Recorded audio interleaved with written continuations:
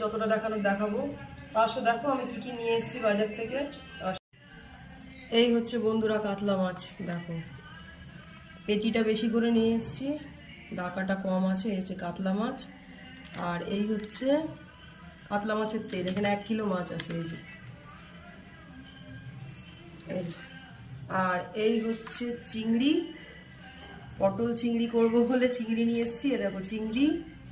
আর এই হচ্ছে মৌরলা মাছ, আমি ভীষণ ভালোবাসি মৌরলা মাছ খেতে। এই যে মৌরলা মাছ।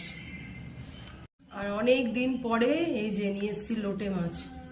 এবার লোটে মাছ বেশি খেতেই পারিনি সিজনে, ওই জন্য তোমাদের কোনো রান্নাও দেখাতে পারিনি। এই আজকে পেয়েছি তাই নিয়ে এসেছি লোটে মাছ। ঠিক আছে, এবার সবজি বাজারটা দেখে নাও একটু।